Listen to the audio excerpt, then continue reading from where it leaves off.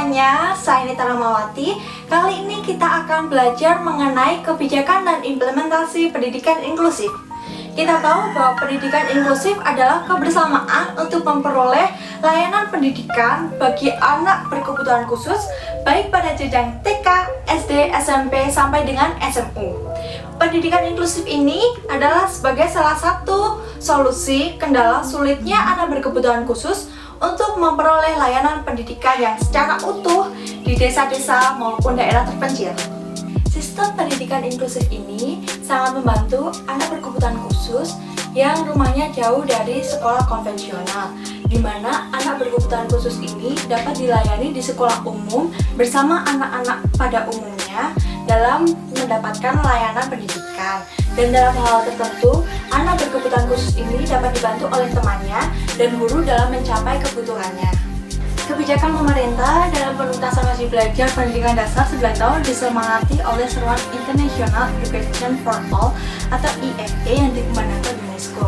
Sebagaimana kesepakatan global hasil World Education Forum di Dakar, Senegal tahun 2000, penuntasan IEFA diharapkan tercapai pada tahun 2015. Seruan ini senafas dengan semangat dan jiwa pasal 31 UUD 1945 tentang hak setiap warga negara untuk memperoleh pendidikan dan pasal 32 UU SPN nomor 20 tahun 2003 tentang pendidikan khusus dan pendidikan layanan khusus.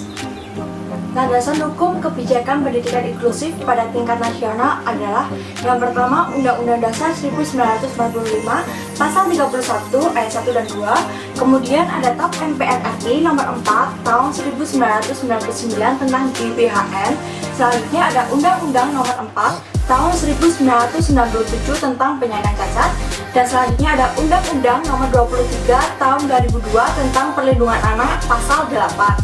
Terus ada Undang-Undang nomor 20 tahun 2003 tentang Sistem Pendidikan Nasional pasal 5 ayat 1 dan 2. Kemudian ada pasal 32 ayat 1 dan 2. Lalu ada Peraturan Pemerintah nomor 72 tahun 1991 tentang pendidikan luar biasa. Peraturan Pemerintah nomor 25 tahun 2000 tentang kewenangan pemerintah pusat dan provinsi sebagai daerah otonom. Ada Deklarasi Bandung tanggal 11 Agustus 2004 tentang pendidikan inklusif. Ada keputusan Mendikbud nomor 2 Januari 1986 tentang pendidikan terpadu bagi anak cacat. Dan yang terakhir ada keputusan Mendikbud nomor 491 garis-miring 1992 tentang pendidikan luar biasa. Oke, salah satu contoh pendidikan inklusif adalah di Jawa Barat. Implementasi kebijakan inklusif di Jawa Barat dimulai dengan tahap program uji coba dengan 3 metode pengembangan. Menurut Tanto Capung, yaitu yang pertama adalah model pertama, sekolah reguler yang di dalamnya terdapat anak lamban belajar atau slow dan anak yang mengalami kesulitan belajar atau learning difficult. Yang kedua ada model 2, pelayanan bagi anak berkebutuhan khusus yang telah belajar di SLB dalam waktu tertentu kemudian dimasukkan ke sekolah reguler dengan guru pembimbing khusus. Yang model ketiga adalah diawali saat penerimaan siswa baru di sekolah-sekolah reguler yang secara eksplisit menyebutkan bahwa sekolah tersebut akan menerima anak yang memerlukan kebutuhan khusus. Setelah sekolah reguler ditetapkan layak sebagai sekolah inklusif, di mana siswanya terdiri dari anak-anak normal dan anak-anak berkebutuhan khusus, maka sekolah tersebut membutuhkan peranan tenaga kependidikan, khususnya guru yang merupakan faktor yang paling menentukan.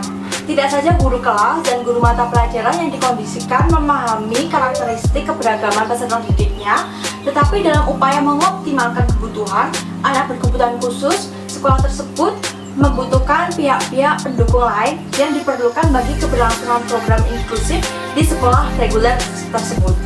Guru kunjung, SLB dan Dinas Pendidikan merupakan komponen penting di dalam suksesnya program inklusif. Mereka membantu sekolah-sekolah reguler untuk memfasilitasi keberadaan anak berkebutuhan khusus yang sekolah di sekolah reguler. Kerjasama yang baik akan membangun sinergi yang bermakna bagi keberhasilan anak berkebutuhan khusus yang sedang melaksanakan proses belajar mengajar. Hal ini juga menjadi evaluasi bagi masing-masing pemegang peran.